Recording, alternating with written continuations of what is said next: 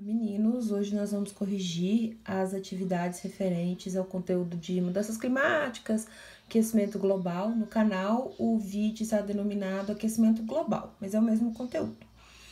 Então, na primeira questão, ele fala aí, dá algumas informações sobre o carbono, um elemento muito importante para a vida no planeta. E ele pede para vocês explicarem por qual razão o carbono ele é essencial para a manutenção da vida na Terra, mas ao mesmo tempo ele tem uma associação muito negativa com o aquecimento global. Então é bem simples, o carbono ele compõe todas as moléculas orgânicas. Então vocês viram aí em biologia as moléculas orgânicas, carboidratos, lipídios, proteína, ácidos nucleicos, que são a base da vida na Terra. Então, todas essas substâncias têm carbono na sua composição. E o carbono também está presente no gás carbônico, que é um importante gás de efeito estufa, que nós já falamos em aulas anteriores, ou seja, ele permite com que alguns raios solares fiquem aqui na nossa atmosfera e mantenham a nossa temperatura, então uma temperatura que é compatível com a vida. Lembrem-se sempre, o efeito estufa é um fenômeno natural e essencial para a vida na Terra. Sem ele, a vida como a gente conhece hoje não seria possível. Então, por que o carbono, apesar de toda essa importância, ele tem essa associação negativa com o aquecimento global?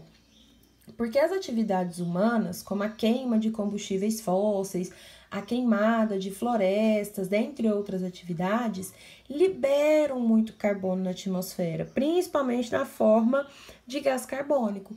Se o gás carbônico é um gás de efeito estufa, que ele permite, o aumento da temperatura do planeta, quanto mais gás carbônico você tem na atmosfera, maior é a temperatura média do planeta. Então, quanto mais gás carbônico, maior a temperatura, levando a uma situação de potencialização do efeito estufa, que leva ao aquecimento global, que é esse aumento de temperatura em todo o planeta, em níveis que podem causar prejuízos para os ecossistemas.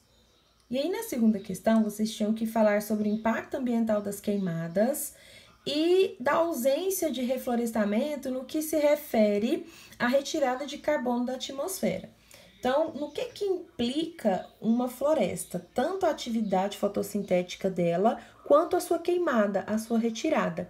Então, nas florestas, as árvores, elas retiram muito carbono da atmosfera pela atividade fotossintética. Então, elas absorvem gás carbônico para produzir o seu alimento, sua fonte de energia, e elas também incorporam muito gás carbônico na sua massa. Então, uma árvore tem muito gás carbônico ali em todo o seu corpo. Quando falamos de árvores jovens, então grandes áreas de reflorestamento, com muitas árvores jovens, esse índice de fotossíntese é muito maior. Então, árvores jovens fazem muito mais fotossíntese do que árvores antigas. Então, a retirada de carbono da atmosfera acontece numa velocidade muito maior.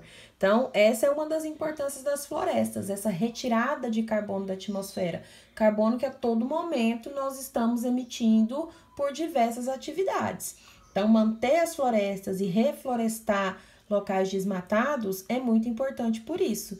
E aí vem o impacto da queima dessas florestas, as grandes queimadas.